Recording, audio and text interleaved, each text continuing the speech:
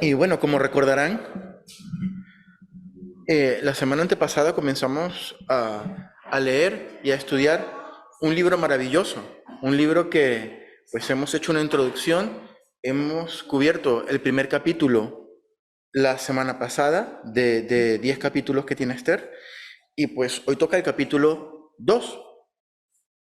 Quiero hacer un breve resumen de lo que hablamos la semana pasada en el capítulo 1, ¿no? Recordemos que en el primer capítulo se nos presenta uno de los protagonistas de nuestra historia, llamado pues el rey Asuero. Decíamos que la historia universal ubicaba a este rey Asuero, conocido en la tradición judía como Asuero, lo ubicaba como el rey Jerjes I o Artajerjes. Este rey, pues, fue un rey persa, ¿no? Reinó después de su padre, el rey Darío I, ¿no? Y pues conversábamos que dio una fiesta, después de 3 años de haber sido rey, dio una fiesta que duró, ¿recuerdan cuánto duró la fiesta? 180 días. 180 días, muy bien, Javi, estaba prestando atención. Punto positivo, punto verde. Hermano del mes, la próxima. 180 días, una fiesta de 6 meses, pues. Imagínate todo lo que. Y era una fiesta por todo lo alto, ¿no? Era una fiesta donde corría, pues, el vino, y no cualquier tipo de vino, vino real, dice la palabra. Había vino, había alimentos, había todas, pues, los entretenimientos propios de una fiesta, que tenían que hacer mucho, porque para hacer una fiesta de 6 meses, pues, ya tenían que inventar bastantes entretenimientos para las personas. Y allí estaban no solamente el rey, sino las principales personalidades y de las 127 provincias que conformaba el imperio persa en ese momento. Imperio que abarcaba, según el versículo 1 del capítulo 1 de Esther, desde la India hasta Etiopía, pues, ¿no? Y pasando por el Arabia Saudita desde el día de hoy, pasando por Turquía, que conocemos en el día de hoy, la parte noreste de África, ¿no? Egipto, Sudán creo que viene por debajo, y después viene Etiopía. Todo eso pertenecía, pues, al imperio turco en ese momento, ¿no? Y durante la fiesta, donde naturalmente no faltó, como conversábamos, ante la comida y la bebida, y buena bebida y bebida alcohólica, dice la palabra que el rey estaba contento por el vino, ¿no? Y mandó a llamar a su esposa, a la reina, que estaba haciendo una fiesta con las demás, con las mujeres en otro lugar, aparte, ¿no? Y pues tuvo el problema que la reina dijo que no quería venir. Entonces, pues, el rey se enfadó mucho porque la reina Basti, ¿se recuerdan que era la reina Basti? Pues no quiso venir. Y pues el rey dice, sí, las niñas saben la historia porque la han visto en dibujitos y eso. Y pues el rey reúne a sus consejeros, que eran 7 consejeros, y le dice: ¿qué hacemos con esta situación? No, los consejeros le dicen: pues bueno, vas a tener que promulgar un edicto que diga que pues la reina Basti hasta que llegaron sus días, y no solamente eso, sino que para que no siente un precedente y para que no vayan las demás mujeres de todo el imperio a tener una actitud beligerante con sus maridos, pues vamos a tener que pasar por escrito esa declaración o ese edicto real a todo el imperio, para que los hombres se den, pues, su puesto, y las mujeres no tengan no falten el respeto, pues, a sus maridos, como lo ha hecho la reina, y que la reina, pues, sea destituida y nunca más se presente delante del rey, ¿no? Pues dice la palabra que al rey le gustó mucho el tema, pues se proclamó el edicto, pues, y se dio, pues, todo lo que termina diciendo el capítulo 1, ¿no? Y decíamos también que la Biblia guarda silencio en lo que respecta a la suerte de Basti.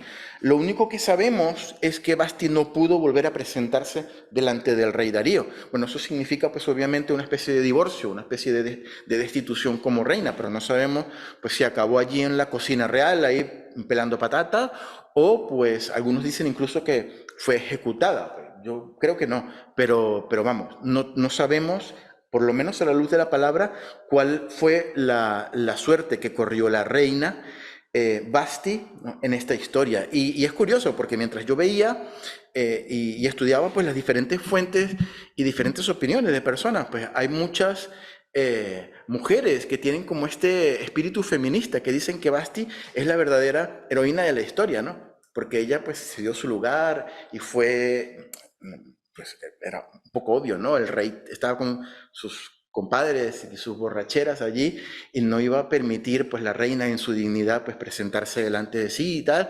Entonces pues dicen que pues fue la primera mujer allí que radicalmente se paró firme por sus derechos y tal. Y bueno, pues es una opinión, pero yo la semana pasada también comentábamos que no sabemos por qué la reina dijo que no, no a la luz de la palabra y un poco en el contexto de lo que leemos y un poco también mezclado con nuestra cultura y con el sentido común, podemos entender que eso fue lo que pasó, que la reina se sintió que no era la manera apropiada que el rey la mandase a llamar, sobre todo en esas condiciones, como para exhibirla como una especie de trofeo, pues si simplemente pues dijo que no, se dio su lugar. Es un poquito lo que el sentido común nos dice, ¿no?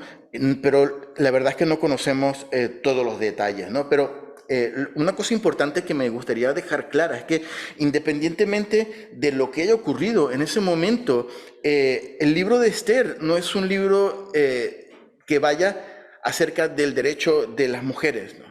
Porque en realidad el libro de Esther va, sino de la providencia divina sobre el pueblo de Dios y la protección que Dios tuvo sobre el pueblo de Israel, ¿no? Los demás hechos pueden ser importantes, pero los consideramos como Dios moviendo ficha, moviendo cada una de las piezas para encajarlo todo de tal manera de preparar el escenario para que se diera el triunfo del pueblo sobre la adversidad y sobre los que querían exterminar al pueblo de Israel. En realidad, de eso es lo que va el libro de Esther, ¿no? Y pasamos pues al capítulo 2, comienza diciendo: pasadas estas cosas, Esther capítulo 2, versículo 1, sosegada ya la ira del rey Asuero, se acordó de Basti, se acordó de la reina y de lo que ella había hecho y de la sentencia contra ella, contra la reina. El versículo 1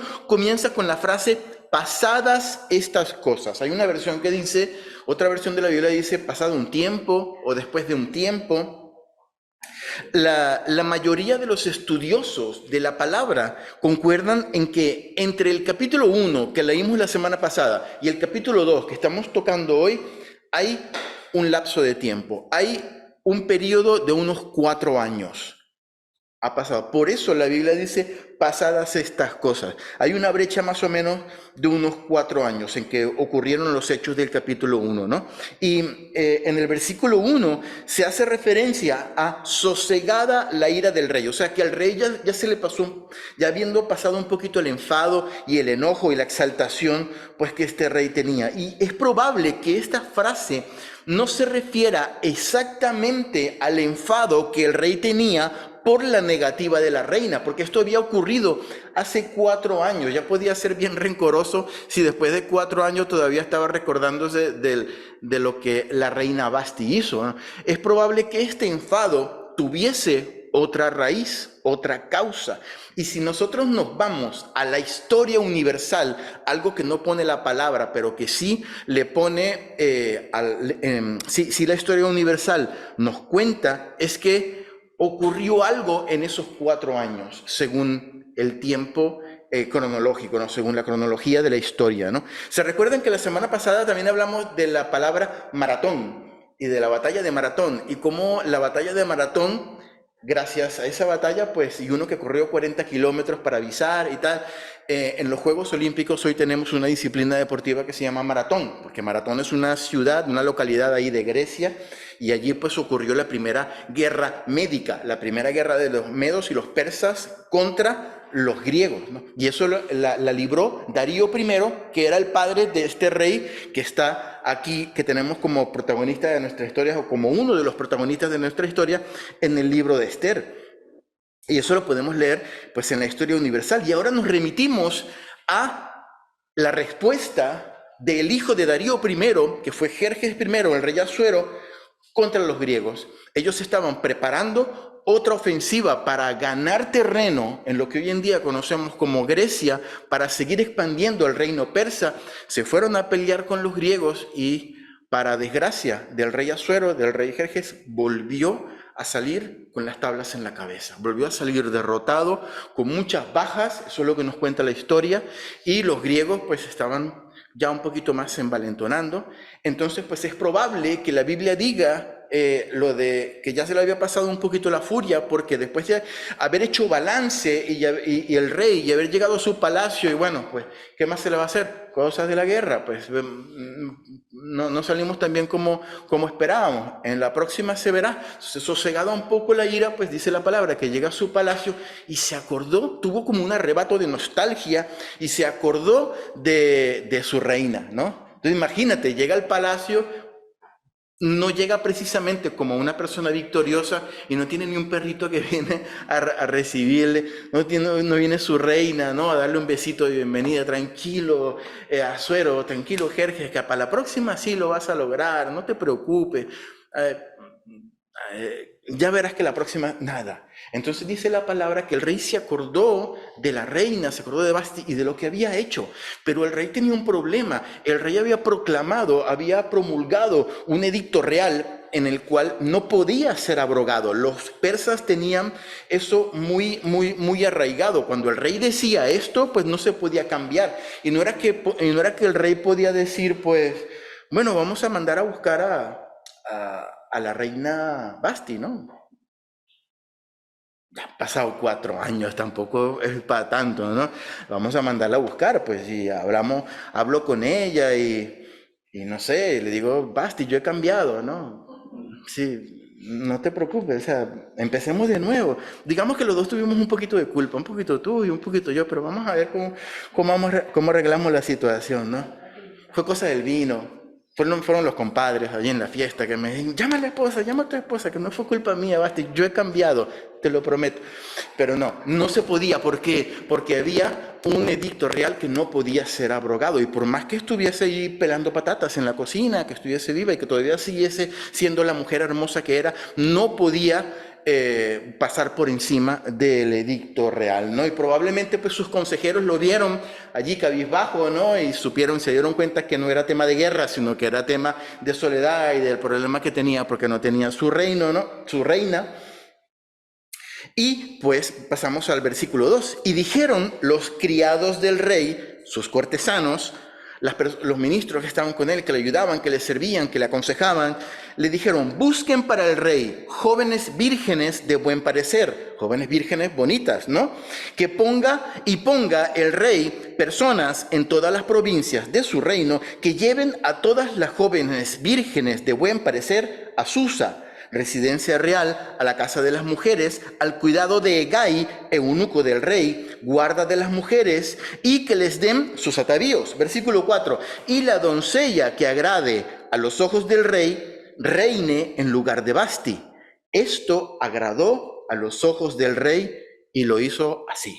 ¿No le va a gustar el plan? Estaba muy bueno. Imagínense, los asesores del rey le dicen, pues vamos a hacer un operativo. Tenemos 127 provincias en todo Persia, ¿no? Pues vamos a buscar delegados que vayan a cada una de las provincias y que se encarguen de buscar a las doncellas vírgenes, a las jóvenes vírgenes más bonitas que vean y las traigan a Susa, a la capital del reino, allí un poquito al norte del Golfo Pérsico. Lo vimos en la introducción, que era la capital donde estaba el Palacio Real y donde estaba el rey. Y pues vamos a hacer algunos le llaman un concurso de belleza, ¿no? Y la que gane, pues la que más le agrade al rey, pues esa es la que se va a quedar con el rey. Y dice la palabra que al rey, pues le gustó la idea, ¿no? Que las vistiesen bien, que las acicalaran, ¿no? Y en el versículo 5 tenemos la introducción del segundo personaje de nuestra historia. Dice, había en Susa, allí en la capital del reino, donde estaba el palacio real, un varón judío cuyo nombre era Mardoqueo, hijo de Jair, hijo de Simei, hijo de Cis, del linaje de Benjamín. Ya se nos presenta nuestro segundo personaje relevante de nuestra historia, Mardoqueo. En algunas versiones de la Biblia lo podemos conseguir como Mordecai, que también se pronuncia así. En realidad, cuando estuve en Israel, había muchas personas que se llamaban Mordecai, le decían Mordejai, así como Mordejai, sí, Mordelone, Mordejai. En este caso, la Biblia guarda silencio en lo que pintaba Mardoqueo allí en el Palacio Real. Lo que sí es cierto, parece ser, algunas personas están de acuerdo en que Mardoqueo era una especie de siervo o de criado, pero con algunos privilegios, es decir, que era como jefe o como encargado o como responsable, ¿no? Probablemente alguna especie de mayordomo, pero lo cierto es que siempre se encontraba allí cerca del Palacio Real y tenía como relación con las cosas del Palacio Real, ¿no? Alguna especie de mayordomo o consejero, ¿no? Y nos dice la palabra que Mardoqueo era del linaje de la tribu de Benjamín.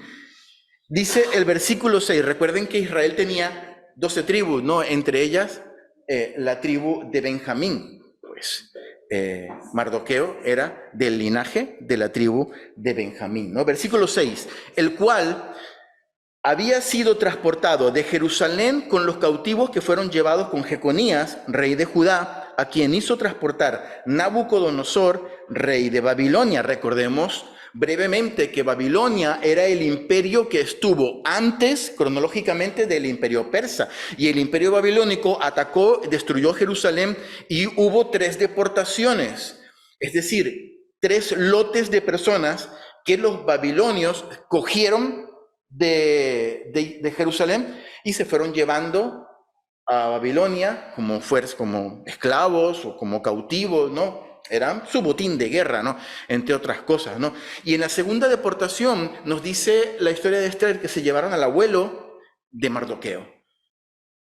Entonces, pues Mardoqueo pues, nació seguramente allí en Persa, sabía la cultura persa, la conocía, pues seguramente pues estaba familiarizado con todo eso, pues porque no era una persona que había nacido allí. Y aunque ya se había restaurado cronológicamente, lo hablamos la primera vez, el templo con Esdras y con Nehemías que estaban trabajando en los muros de Jerusalén, y los reyes persas habían dejado que muchas personas hebreas se regresaran, que habían tomado cautivos los de Babilonia, se regresaran a Israel. Vemos que muchas personas, es lo que nos dice la palabra, se quedaron allí en Persia, de los judíos, ¿no? Probablemente porque pues ya estaban habituados. Hay tantas razones que podamos decir. Mardoqueo era una de estas personas, ¿no? Versículo 7. Y Mardoqueo nos dice la palabra, era de la tribu de Benjamín. No, recordemos que en el reino, Israel estaba dividido en ese tiempo en 2 reinos. Reino del norte, 10 tribus habían aquí, y reino del sur, 2 tribus habían aquí, tribu de Judá y tribu de Benjamín. Y pues de la tribu de Benjamín era Mardoqueo, y la tribu de Judá, el rey que estaba en el momento de la deportación fue el rey Joaquín. Y se llevaron pues al rey y a un montón de gente. Versículo 7. Había criado, está hablando de Mardoqueo, había criado a Hadasa. Hadasa, es decir, Esther, hija de su tío. Aquí ya la Biblia nos presenta, después de una introducción prácticamente de 1,5 capítulos, a la protagonista de nuestra historia, a Esther. Hadasa era hija del tío de Mardoqueo, ¿vale? Porque era huérfana, y la joven era de hermosa figura y de buen parecer. Cuando su padre y su madre murieron, Mardoqueo la adoptó como hija suya. Se dice que Mardoqueo había criado a Esther, la había adoptado como su hija. Sus padres murieron. Esther, que se llamaba Hadasa, murió. Los padres murieron y Mardoqueo pues se hizo cargo. Vemos la Biblia nos transmite la calidad de persona que era Mardoqueo. Era primo, seguramente mayor que Esther. Y cuando él vio que esta niña pues había perdido a sus padres, pues la adoptó como si fuese su propia hija y la educó. Dice la palabra más adelante que que la educaba y que la criaba y que la quería mucho, ¿no? Versículo 8. Sucedió pues que cuando se divulgó el mandamiento y decreto del rey, y habían reunido muchas doncellas en Susa residencia real a cargo de Hegai, Esther también fue llevada a la casa del rey al cuidado de Hegai, guarda de las mujeres. Bueno, aquí se nos presenta un cambio un poquito en el curso de los acontecimientos, ¿no? Recuerden que había un edicto y había un operativo de un montón de personas que estaban buscando a las jóvenes doncellas vírgenes más bonitas de todo el imperio, y pues Esther tenía muchas papeletas. Dice la palabra que era de hermosa figura y de buen parecer, ¿no? Estaba como un tren, como dicen aquí, ¿no? Era hermosa, era preciosa, ¿no? Tanto de cuerpo como de cara, ¿no? Y pues le tocó. Supongo que cuando la gente que estaba buscando las doncellas la vieron, pues esta es, tú te vienes con nosotros. Yo dudo que Esther haya ido contenta a eso. La verdad es que lo dudo, la Biblia no nos dice nada, pero ella seguro, para mí fue en contra de su voluntad. Aunque no dudo que muchas jóvenes hayan ido ilusionadas también a eso. Elígeme a mí, porque significaba la posibilidad de convertirse en reina del imperio, ¿no? Del mundo antiguo. Entonces, eso no era cualquier cosa, pues es tener la vida de ella arreglada para toda la vida y de la familia, ¿no? Ser la segunda persona más importante del imperio en ese momento, pues la reina, pues me imagino que muchas mujeres habrán estado contentas de hacer eso, ¿no? Y a Esther le tocó, dice la palabra, se la llevaron pues ahí a Susa, y dice el versículo 9, y la doncella, refiriéndose a Esther, agradó a sus ojos. Aquí está hablando de Hegai, del el eunuco que se encargaba de organizar todo eso, ¿no? Y halló gracia delante de él por lo que hizo darle prontamente atavíos y alimentos. Le dan rápido un vestido muy bonito y le dan de la mejor comida. Y le dio también 7 doncellas. Aquí vemos también el número significativo, número 7, que era muy significativo para los persas. Le dio 7 doncellas especiales de la casa del rey, especiales, de las mejores, no 7 doncellas para que la asesoraran, para que la sirvieran, ¿no? Y la llevó con sus doncellas a lo mejor de la casa de las mujeres.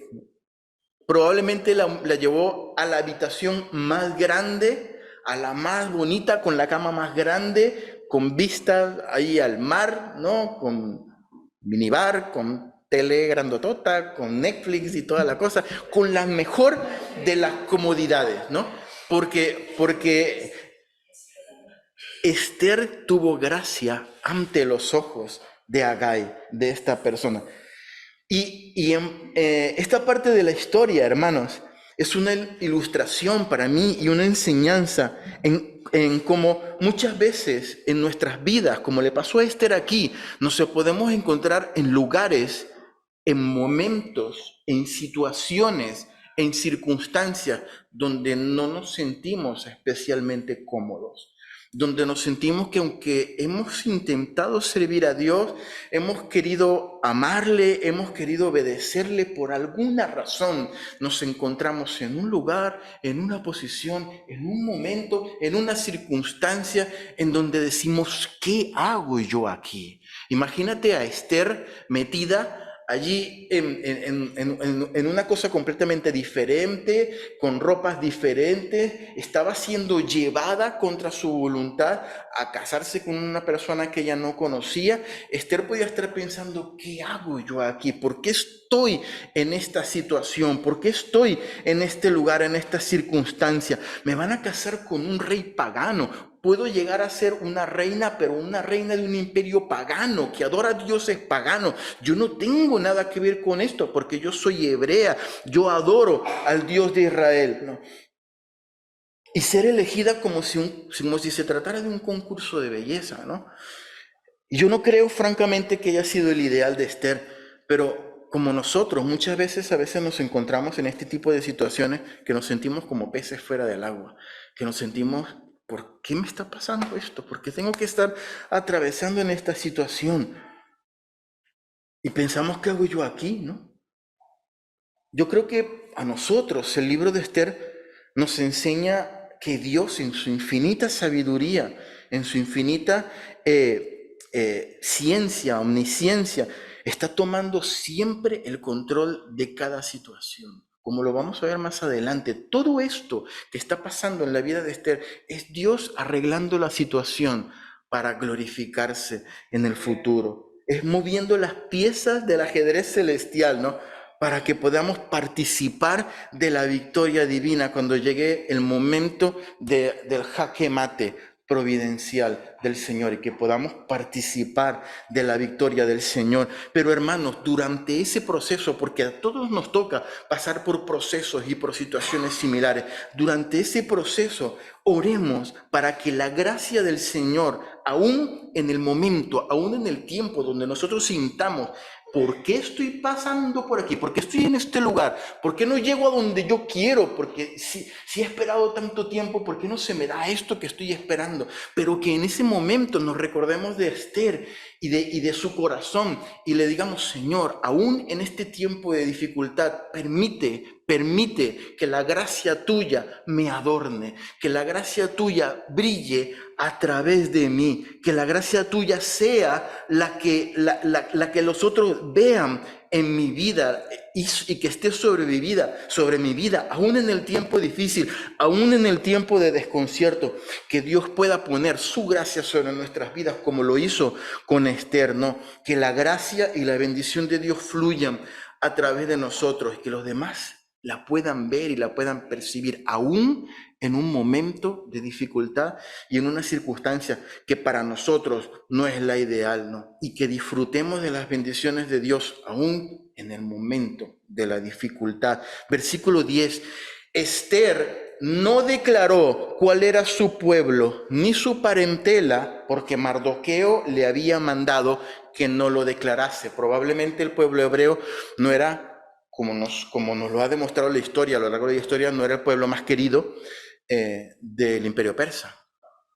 Y Mardoqueo fue sabio y le dijo a Esther, no digas cuál es tu pueblo, cuál es tu etnia, cuál es tu ADN, no lo reveles, ¿no? Y yo creo, pues quería hacer un paréntesis aquí, que quería decir que en esta ilustración Dios no nos está animando, ni nos está diciendo que en los momentos complicados y en los momentos de prueba, pues nos quedemos callados y no digamos que somos creyentes, que somos pueblo de Dios, porque son dos cosas diferentes. Lo que le estaba ocurriendo, aquí no se estaba hablando de la fe de Esther, sino del pueblo al cual Esther pertenecía, ¿no? Yo creo que nosotros siempre tenemos que tener nuestra fe por delante y si por lo menos no tenemos la oportunidad de decirlo y de proclamarlo con nuestros labios, seguramente hacer como Esther, que Esther, aunque no lo dijo, seguramente ella transmitía esa gracia de Dios que tenía, ¿no? Y nosotros podemos transmitirla, aún sin palabras, podemos testificar de Dios en los momentos de dificultad, sin quejas, sin estar culpando a Dios, sin estar pues teniendo una actitud como las demás personas, siempre con una actitud de agradecimiento al Señor, porque Dios está obrando, porque Dios está moviendo su ficha, porque Dios está glorificando y se va a glorificar. No lo sabemos cómo, pero Dios lo hará. Aquí Esther no sabía lo que iba a pasar y sin embargo obedeció a las palabras de su padre adoptivo, de Mardoqueo, y así hizo, no reveló cuál era su pueblo, ¿no? Pero allí estaba la gracia del Dios viviente que seguramente transmitía esta chica Esther, ¿no? Versículo 11. Y cada día Mardoqueo se paseaba delante del patio de la casa de las mujeres para saber cómo le iba a Esther y cómo la trataban. Aquí vemos a este hombre cuidando de su hijita adoptiva, ¿no? Por esto que probablemente muchas personas dicen que Mardoqueo tenía una posición relevante allí en el palacio, porque tenía la posibilidad de estar todo el tiempo cerca de Esther y pues dice la palabra que siempre veía cómo la trataban y cómo estaba ella de bien, ¿no? Versículo 12, cuando llegaba el tiempo de cada una de las doncellas para venir al rey Asuero, después de haber estado 12 meses conforme a la ley acerca de las mujeres, pues así se cumplía el tiempo de sus atavíos, esto es, 6 meses con óleo de mirra y 6 meses con perfumes aromáticos y afeites de mujeres, entonces la doncella venía hacia el rey venía así al rey, perdón, y todo lo que ella pedía se le daba para venir ataviada con ello desde la casa de las mujeres hasta la casa del rey. Versículo 14, ella venía por la tarde y a la mañana siguiente volvía a la casa segunda de las mujeres a cargo de Saasgaz, eunuco del rey, guarda de las concubinas, y esta persona, esta mujer, no venía más al rey, salvo si el rey la quería, y era llamada por su nombre. Aquí vemos que, según la tradición persa, pues las mujeres eran preparadas, las doncellas, por un año. Durante un año las tenían ahí en remojo, en aceites aromáticos, para que oliesen súper rico. Entonces imagínate por un año completo, no solamente acicalándolas, haciéndoles súper la manicura y la pedicura, tratamientos en el cabello, tratamientos en los dientes, para que los tuviese preciosos, sino que también las instruían en cómo debían comportarse, en el protocolo real. Entonces, me imagino que estaban todos esos recursos ahí orientados a que la mujer estuviese perfecta, ¿no? Preciosa, como los concursos de belleza hoy en día, pero sin las operaciones de silicona y esas cosas, ¿no? Porque no podrían, ¿no?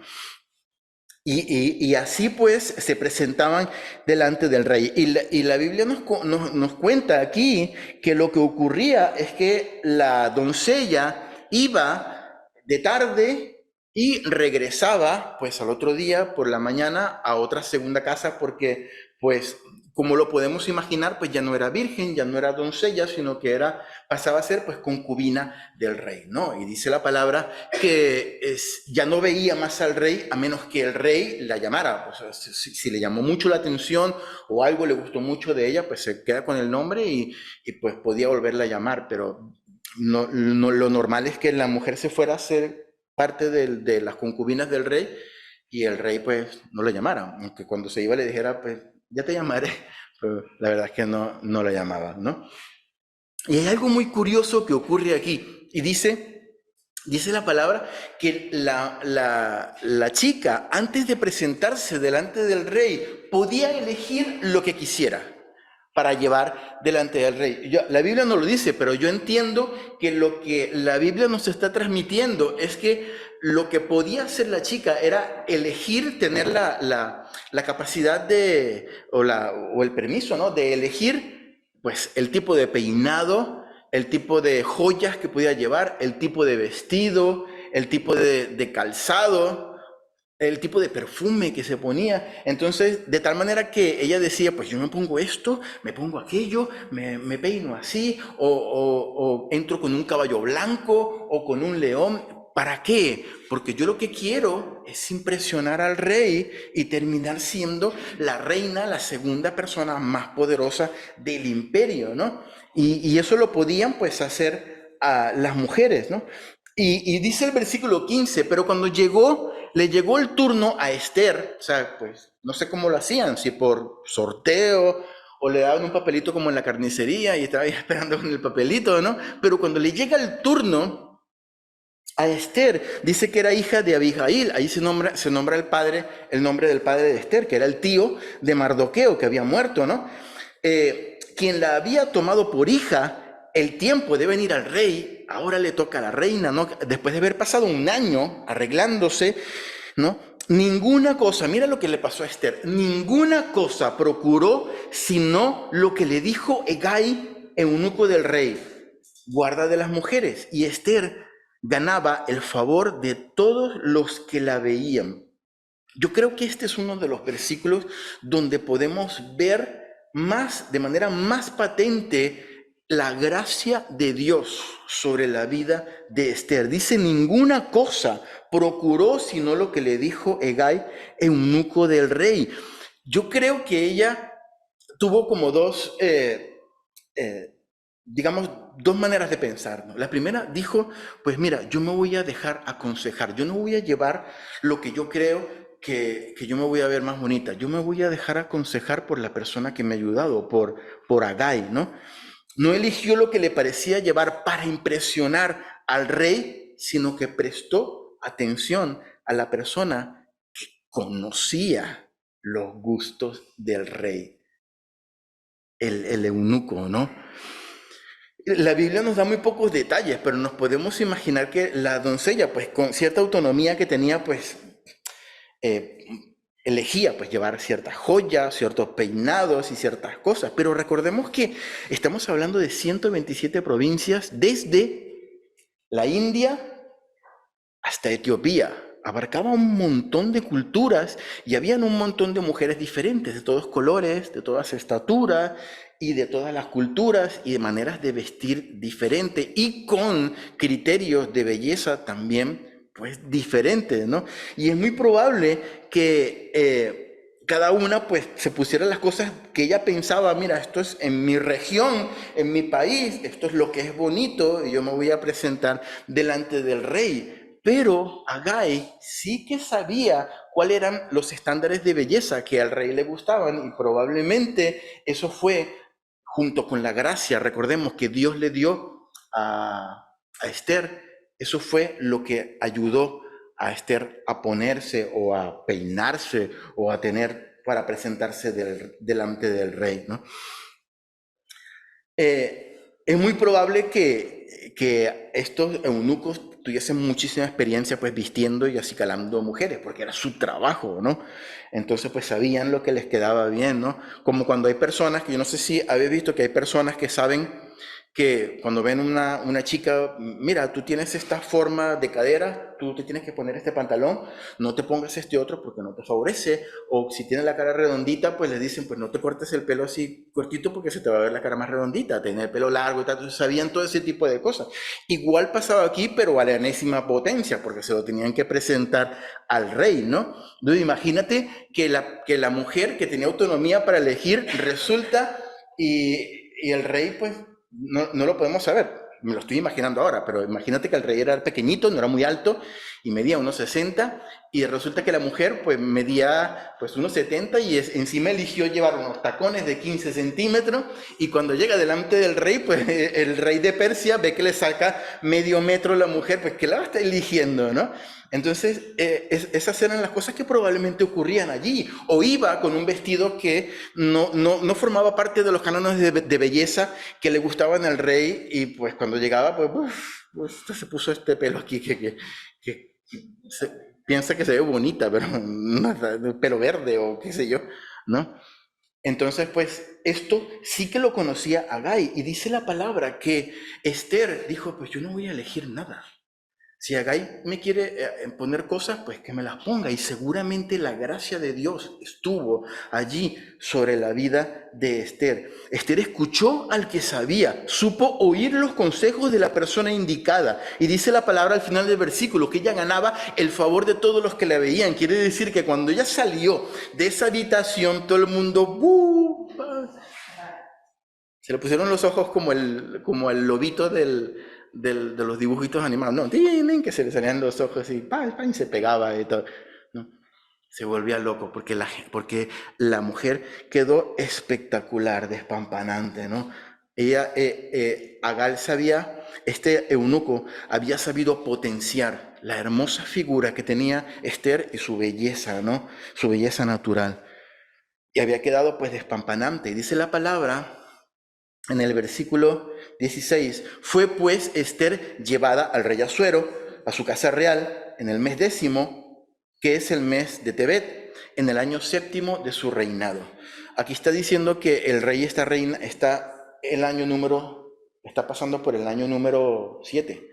Y recuerden que en el capítulo 1, la fiesta la hizo el año 3º de su reinado. Esos 3 más 7, pues más o menos son los 4 años que hablamos al principio que hay de diferencia entre el primer capítulo y el segundo capítulo. Dice el versículo 17, y el rey amó a Esther más que a todas las otras mujeres y halló ella gracia y benevolencia delante de él más que a todas las demás vírgenes. Y puso la corona real en su cabeza y la hizo reina en lugar de Basti. El flechazo de Jerjes primero. En este versículo, pues aquí nos cuenta cómo Esther fue elegida la segunda mujer, la segunda persona más importante del imperio persa. Esther, la reina, elegida reina del imperio más poderoso del mundo hasta el momento. Hizo, versículo 18, luego el rey un gran banquete y todos sus príncipes y siervos, a todos sus príncipes y siervos, ¿no? A este rey le gustaban mucho las fiestas, como lo hemos visto, ¿no? Sí, el banquete de Esther, le llamó el banquete de Esther, imagínate, y disminuyó tributos a las provincias, e hizo y dio mercedes conforme a la generosidad real, dice la Reina Valera. Disminuyó los tributos, no, gracias a Dios. ¿Quién no va a querer a Esther? Mira a la reina, que gracias a la reina nos han bajado los impuestos. A ver si aprenden los políticos de hoy en día que nos bajen los impuestos, que hay muchos impuestos. Y dice la palabra, e hizo y dio mercedes, no los coches de Mercedes, Mercedes quiere decir regalos, regalos conforme a la generosidad real, ¿no? Le dio regalos, así estaría de contento Jerjes de la nueva reina que testifica pues todo esto de la alegría del rey, ¿no? Y en este punto ya tenemos a Esther, nuestra heroína, nuestra protagonista de nuestra historia, como la reina del imperio persa. Sigue diciendo la palabra en el versículo 19, y en este punto vemos un poquito ya un cambio de la historia. Ya se quedó Esther allí reinando, ya empezó a hacer sus cosas de reina. Por favor, me cambian estas cortinas que están muy feas, y ese tipo de cosas, ¿no? Y cuando, versículo 19, y cuando las vírgenes eran reunidas la segunda vez, Mardoqueo estaba sentado a la puerta del rey. No, vemos un cambio aquí de episodio, y en algún punto, versículo 21 dice, en aquellos días, estando Mardoqueo, me salto un par de versículos que hablan simplemente de la reina Esther. En aquellos días, versículo 21, estando Mardoqueo sentado a la puerta del rey, se enojaron Bigtán y Teres. Niñas, ¿quiénes eran Bigtán y Teres que estaban allí en la puerta del rey? Eran unos que querían mucho al rey.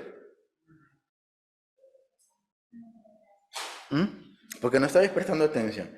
Estos dos, ¿se acuerdan que eran los que hablaban mal del rey y querían matarle?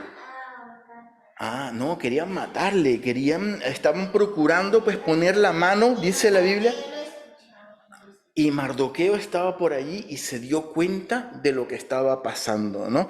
Dice el versículo 22, cuando Mardoqueo entendió lo que estaba pasando, que habían 12 eunucos que cuidaban la puerta allí, que estaban hablando en contra del rey, y estaban pues querían matar, que dice la Biblia que estaban conspirando, ¿no?, contra Asuero. Mardoqueo lo denunció a la reina Esther, que era pues su hija, ¿no? Le dijo, Esther, ven aquí, cuando te toque ir delante del rey, dile al rey que está pasando esto y esto con estos dos sujetos, ¿no? Y dice la palabra que Esther se lo dijo al rey y le dijo, mira, Mardoqueo, que es mi padre adoptivo, investigó y se dio cuenta de estas cosas y se lo contó al rey. El rey, dice el versículo 23, se hizo una investigación del asunto y fue hallado cierto, ¿no? Llamaron a los detectives y a la policía persa de allí a investigar, y resultó que era verdad. Por tanto, los 12 eunucos fueron colgados en una horca. Claro, murieron, sí. Y fue escrito el caso en el libro de las crónicas del rey. Es bien sabido que los monarcas en este tiempo pues tenían unos libros con sus crónicas y todo lo que les pasaba, pues las cosas buenas, las cosas malas, las victorias, las derrotas, las batallas perdidas, las alianzas que tenían, pues las deferencias que recibían de otros monarcas, todo lo apuntaban en sus crónicas, ¿no? Y eso quedaba en unos libros que se han encontrado incluso hoy en día. De hecho, si se recuerdan, al principio, en la introducción que hablamos del libro de Esther, hablamos que había personas que ponían en duda la veracidad del libro de Esther, porque entre los libros que se habían encontrado de Jerjes, pues no salía Esther, ni sale Mardoqueo. Entonces, pues eso daba pie a que ponían en duda pues la veracidad del libro. Pero bueno, tampoco se han encontrado todos los libros, o sea, tampoco no podemos hacer pues decirlo simplemente por el silencio, que no existen pues estas referencias. Pues ya hablamos acerca de por qué el libro de Esther, si era un libro de acuerdo a la realidad, que si era un libro verídico, ¿no? Pero es importante que se apuntaba todo en las crónicas, porque más adelante esto es clave para salvar la vida de Mardoqueo, ya lo veremos en los siguientes capítulos, y de todo el pueblo judío, ¿no? Y es interesante cómo Dios va permitiendo todas estas cosas, porque sigue moviendo sus fichas, ¿no? Para que en el momento justo se pueda ver su mano, su providencia, protegiendo al pueblo hebreo, ¿no? Y Mardoqueo simplemente hizo lo que era justo, ¿no? Probablemente según la posición que él tenía y según el cargo que él eh, tenía que denunciarlo porque era algo que se estaba hablando en contra de la vida del rey, ¿no? Entonces, aunque fuera un rey pagano y aunque ellos estuviesen allí, pues no en su tierra, ¿no? Aun cuando estaba protegiendo, era algo justo que estaba haciendo Mardoqueo, ¿no? Cuando Con esto quiero concluir el capítulo, porque ya lo hemos terminado de leer, pero me gustaría puntualizar algo, cuando Esther no era reina todavía y llegó el momento de presentarse delante del rey, yo no sé qué estaba pasando por la cabeza de esta mujer, de Esther. Tantas cosas podían estar pasando, ¿no? Pero algo que me llama la atención es que ella no forzó la situación. Ella no buscó ese peinado especial que podía agradar al rey, ese perfume especial, la ropa que cautivara al rey, probablemente un escote provocativo, un pantaloncito pegadito que se le notara su figura. No lo buscó, ¿no? Ella dijo, yo voy con lo que tengo, yo voy con la gracia que Dios me ha dado, ¿no? De hecho, ella llevó lo que el eunuco le dio para llevar, ¿no? Y seguramente, como conversamos antes, esa gracia derramada en la vida de Esther potenció esa belleza que ella tenía delante del reino. Eso es lo que hace la gracia en la vida del creyente, hermano. Cuando obedecemos a Dios y decidimos no forzar la situación con mis recursos o con lo que yo creo que puede alcanzar mi meta, sino que vamos con lo que tenemos, con lo que Dios nos ha dado. Es Él el que se encarga de adornarnos con su gracia, ¿no? Una gracia que no solamente sirve de adorno, sino que es efectiva para alcanzar la voluntad y el plan y el propósito de Dios para cada uno de nosotros, de la misma manera como lo hizo con Esther, hermano. Vamos a orar. Señor, te damos gracias por tu palabra y te damos gracias por este segundo capítulo tan bonito, Señor, de la historia de Esther, donde ya se...